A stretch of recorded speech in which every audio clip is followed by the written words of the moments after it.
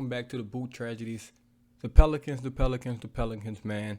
They joining the Saints with not a tragic ending yet because, the season can still be saved, but the Pels fall to the 9th seed in the Western Conference. They will be in the play-in game. They will have to win 2 games to get in, finishing the season 42-40. They'll be in the 9th versus 10th place game against the Oklahoma City Thunder. It will be a home game. And if they win that game, they will play the winner of Minnesota and the Lakers, and the loser of Minnesota and the Lakers for that 8th seed. And then if they win that game, they'll be playing the Denver Nuggets in the first round. Now, we're going to jump right into it and talk about Zion Williamson. We can kind of talk about his stats stuff a little later, but we're going to talk about him not being healthy. Now, he had a hamstring injury a while ago. It's been a long time since Zion Williamson played basketball. A long time. His last game was January 2nd. It is April 10th right now. He has not played a game since January 2nd, right after the New Year. It should not take you 4 months in a week. 4 months in a week for a hamstring injury. I know he had a setback and things like that, but this is out of control. It seems that every time he has an injury, it's a setback involved. And with your franchise player, you just don't want that. You don't want that. You can't have that. It's just not realistic for your team to do great if you're going to keep having your franchise guy, the best guy on your team, be injured. As simple as that. Now, he's not going to be healthy for the play-in. We already know that. He's not going to play the play-in. It's the same thing as last year. It's not even looking like he's going to be healthy for the playoffs if the Pels were to make it. Now, the Pels need to come out and be transparent about this. The one thing the Pels are doing, they're kind of beating around the bush, but Shams keep reporting that they don't think he's healthy at all. Not healthy at all, but healthy enough to play. They're coming out and, keep giving updates, but they're not really saying anything. The Pels are not really saying anything. They're not giving too much information on Zion. Zion hasn't said a word about this. Only thing we seen from Zion was congratulating Anthony Edwards in the tunnel after the Minnesota game. After they knocked us to the 9th seed, which everybody blew that out of proportion. That didn't matter for me so much. But man, Zion's still not healthy. Looking like he's done for the season. That's the big question mark right now. Zion Williamson may be done for the season. Obviously, if you're the Pels, you have no chance without Zion. I mean, you can get in the playoffs. You can maybe win a couple games, but it's just, come on now.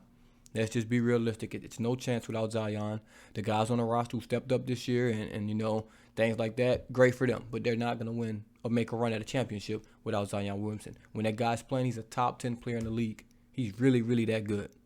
He's really, really that good. Now, the Pels are going to have some decisions to make. I think it's too early to jump this gun, but, I can throw it out there. A question a lot of people been asking. Should the Pelicans trade Zion Williamson? And it's a legit question if you ask me. It's a super legit question. Let's just look at his career stats real quick. Oh, man, it's just bad. It's just bad. Let's just look at games played. 24, 61, 29. That is not good. It is 82 games in the basketball season. You have 24, 61, and 29. He played 114 games. 114 games, man. It's all he's played. That is very, very, very, very, very, very, very, very piss poor. Played great when he's out there. Look at 22, 6 and 2 first time, and 27, 7 and almost 4, then 26, 7 and 4.5. Great when you're out there. A career average of 25.8 points per game, 7 rebounds, 3.5 assists, 60% from the field, 34% from 3, almost 70% from the free throw line when he's out there. A beast. But he's not out there. And that's just not good. So the Pels are definitely going to have decisions to make on Zion Williamson, in my opinion. They're going to have some big decisions to make on Zion Williamson. Do I think they'll trade him? Absolutely not. Do I think they should consider it? Maybe 5%, 10%. I'll listen. I'm willing to listen. If I'm a GM or owner or coach or whatever you want to, put me as for the Pelicans, I'm going to always be willing to listen. I'm not saying I'll take the offer, but if I don't have like Giannis, Jokic, I don't even know if anybody else falls in that category right now. Maybe Embiid right now. But other than that, maybe Luka. I'm not listening to offers for them. But anybody else in the league, I don't care who you are. If you're Devin Booker, I'm listening for offers. Brandon Ingram, listening for offers. Anybody. Not saying I'm going to trade you, but Zion Williams, he's in that category where I'm listening. It's going to take an absolute lot for you to get him up off of me, but I'm willing to listen. He's done nothing to show that he's going to stay healthy. The Pels have shown nothing that they're going to get him to stay healthy. I don't know if it's team. I don't know if it's the Pels. I don't know if they're not on the same page or whatnot, but something has to change. And if not, hey, I'm willing to listen to offers. Like I said, I would not trade him. It's a 5% chance that I'll even consider an offer. But you have to look at it. I mean, if you got somebody like Dallas offer you Luka or something, which would never happen, obviously, then you're going to have to consider that. Zion's a great player when he's out there. He's just never out there. So something's gonna have to change with Zion. And will he get traded? I think the Pels would be absolutely idiotic to trade Zion Williamson. He's still super, super young, super, super talented. I mean, he has all the talent in the world, obviously, and still can be a help to the Pels when he's on the court. He just needs to be on the court. I mean, a lot of that's gonna be on him. A lot of that's gonna be on him getting healthy, getting his shape, getting his body type right. Dude's still only 23 years old. Or 22 years old, excuse me. Not even 23 yet. 22 years old. You still have 10-plus dominant seasons of this guy. But he's going to have to get in shape. He's going to have to show it. He's going to have to put forth the effort to be out there. He's going to have to. If not, then the Pels are going to start having to considering some things. It's way too early for that. Just signed an extension. I mean, when he's out there, he's worked every penny. Just need to be out there. Now, enough of that Zion talk. Let's kind of recap the Pels season, man. Let's jump into some of these other guys. We can start with B.I. He's first on this list right here, man. B.I. finished the season 24.7 points a game, 5.5 rebounds, 5.8 assists. What a season from B.I. What a season, man. He didn't play a lot of games at all. He played 45 games this year, but he's healthy when it's time, so it's a little different. He's missed just about as many games as Zion. I mean, he played a little more, obviously, but 45 games is not a lot. That's not a lot. That's half the season. He has to play more games as well. He has to get healthy. All those things I said about Zion, same holds true for Brandon Ingram. Only difference for Brandon Ingram is he's ready right now when it's time, and his injuries, you won't correlate to weight or anything like that. He's just been injury prone this season. It just is what it is. But man, he had a great season. Shooting splits great, passed the ball well, especially late. Shot the ball well from mid-range. Super, super good season from him. Now we look at Herbert Jones. Herbert Jones, obviously a steal last season from Alabama. Came in as a rookie and played well. Great defensively. And this year, I mean, I wouldn't say he got better. I wouldn't say he got worse. I think Herbert Jones was the same player, that he was last year. And I won't say that's okay. I won't say that's a bad thing. You call it a sophomore slump, but I mean, if you even look at his numbers, 9.5 last year, 9.8 this year, 0.8 blocks, 0.6, 2.1 assists, 2.5, 3.8 rebounds, 4.1, like everything. Shot less free throw percentage, slightly less three-point percentage, less field goal percentage, a slightly more shots, minutes about basically the same. Kind of had the same year for him. Same year for Herbert Jones. And for him, he's just a role player. I mean, he's giving you 25 to 30 minutes a game. He's going to play good defense. Needs to work on that shot. If he can get that 33% to 38%, he's going to be a heck of a player. Other than that, man, a good season from Herb Jones. Good season from Herb Jones right there. Naj Marshall. We ain't got to go into detail about all these guys just because they didn't play as much. But Naj Marshall, another good role player for the Pelicans, man. 9.1 points a game, 3.6 rebounds, 2.5 assists. Started some games when people were out.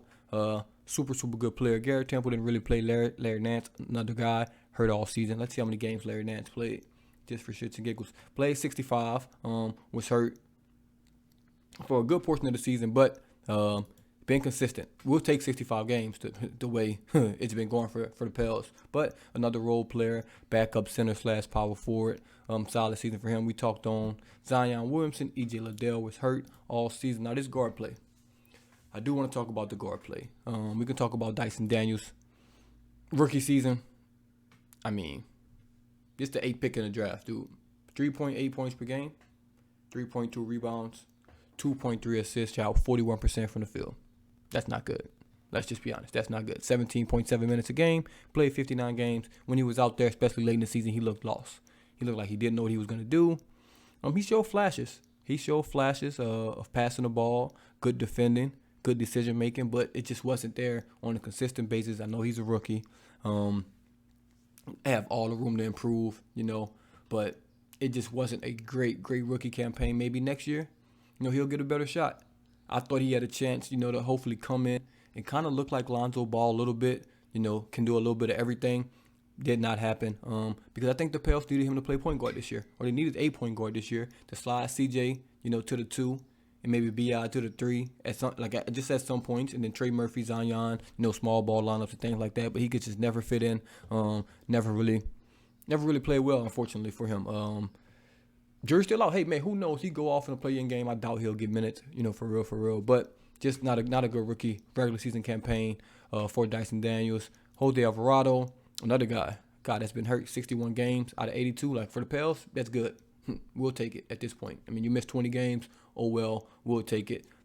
Solid season for him. Solid season. Not the greatest shooting the ball from my recollection.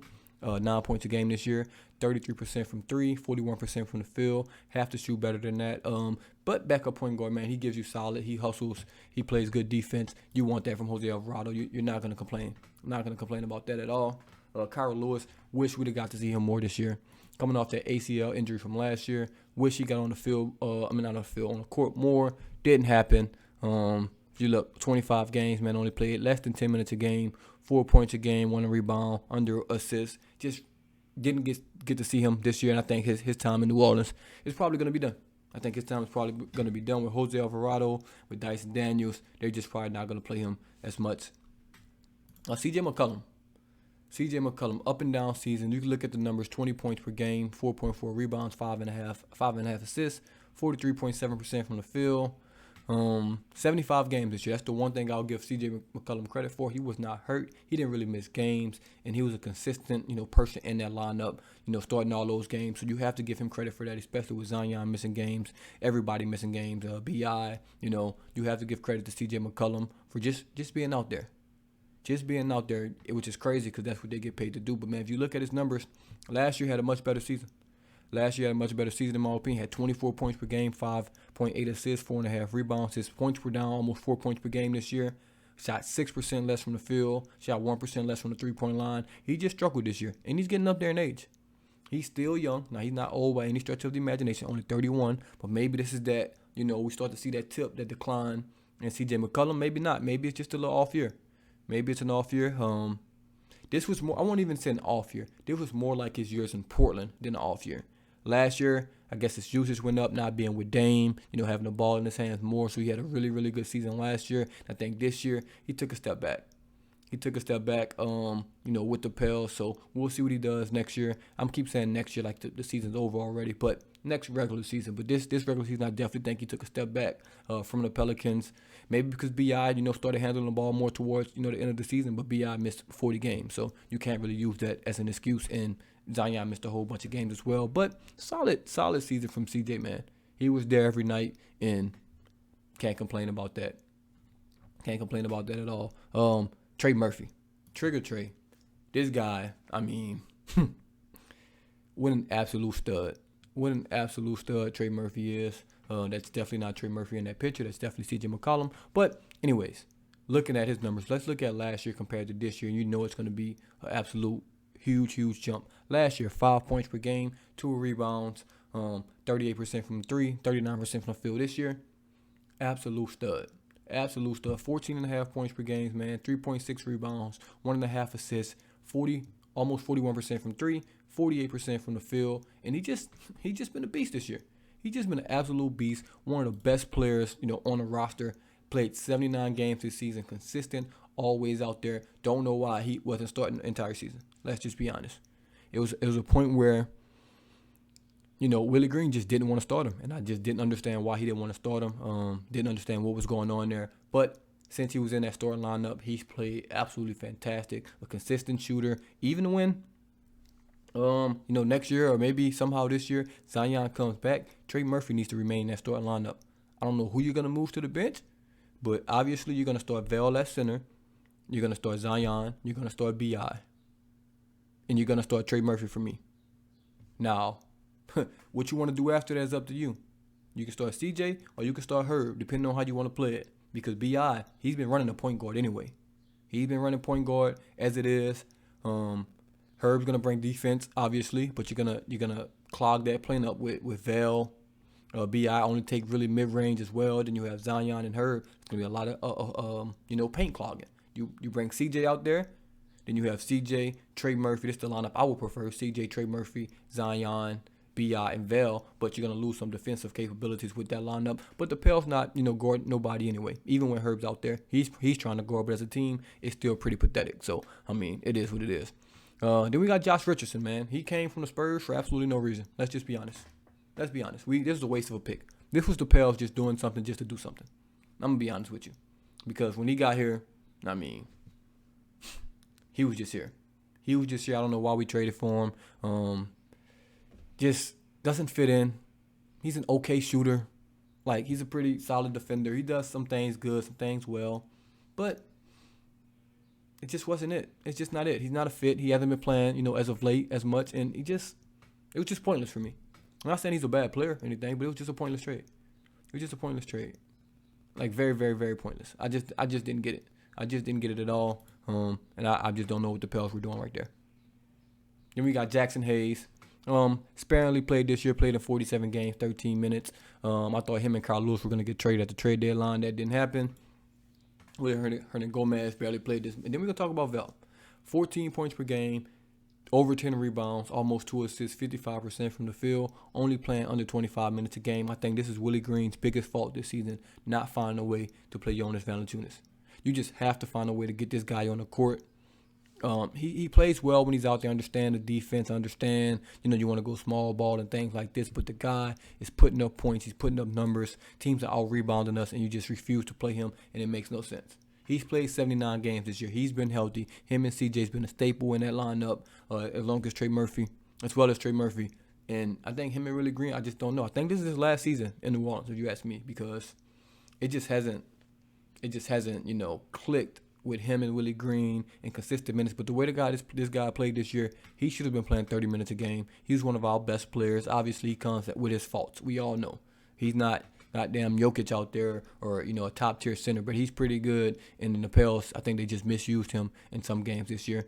And we can talk about the coaching staff. Willie Green, man, I think he gets a C for this year. He gets a C. The Pels were, the 1-2 seed at one point when Zion goes out. They went on a 10-12 game, something crazy, losing streak. And it was just very, very bad. Blowing leads, losing to bad teams. Blowing leads to bad teams that were trying to tank, and we couldn't beat them. So very, very interesting season from Willie Green. Like I said, I give him a C at best. A C at best for me. Just don't think he had his best season. They finished over 500, 42-40. When with Zion and B.I. missing a lot of games, I'll give him that. They both missed a lot of games, so obviously you're not going to win games if you don't have the players. That's just how the NBA goes. Look at Greg Popovich. He had Tim Duncan, Kawhi, Manu, Tony Parker. They won a lot of games. Now he got Trey Jones and Bates Diop, he's just not winning games. They're in line for the number one pick. So obviously you're going to need your good players. You're going to need good players to win games in the NBA. But they had a good roster regardless. They were in games regardless, and he just didn't get the job done in my opinion. So he gets a C minus, C plus for me. At front office, David Griffin. What do you want me to say? Dyson Daniels pick, jury's still out on that. We traded for Josh Richardson. You tell me why. I don't know. You get an F. Let's be honest. You get an F. I'm not really giving him an F because obviously you can't really judge picks this early in the season. I'm really not going to grade the GM. You can't really grade him on this season, but the Pels didn't make any moves. And almost good that they didn't, because if Zion's going to be hurt, B.I.'s going to be hurt, and you end up made moves and it didn't pan out, what's going to be the point? So, jury's still out on the GM grade. But the coach grade, I don't think it was the greatest season for Willie Green. Now we can talk about the play-in game before I get out of here. We'll talk about the play-in game. They're obviously going to play OKC this year. It's going to be a good game. I don't think the Thunder really want to win. I'm going to just put that out there. I really don't think the Thunder's going to want to win this game. I know it sounds crazy for a team that had the chance to go to the playoffs, but I think they'd rather be in the lottery, get those picks. I think they just want to get that playoff, type atmosphere experience. I think they want to do that. I don't really think they want to win this game. Now, obviously, they're going to go out and try to win this game. But I think they'll be happy. Well, the front office will be happy if they lost this game. The Pels have to win this game. Don't care if Zion's out. Don't care who's out. You got to win this game. Shea Gilgeous-Alexander's been having a great year. They have Josh Giddey. They have a couple good guys, Jalen Williams. They have a good team over there. But CJ, B.I., fell. Trey Murphy, Herb Jones. Y'all have to find a way to win this game. You have to have one game for all the marbles.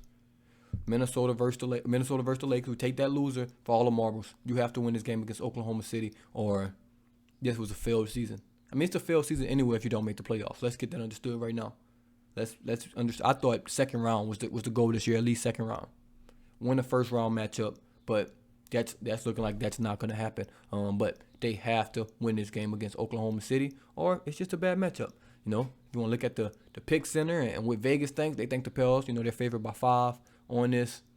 That means nothing to me. You still have to play the game. It's going to be a home game. So even if the Pels don't make the playoffs, it's kind of like the fans get a playoff game at the Smoothie King Center. So we'll see. We will see, man. Let me know what y'all think, man.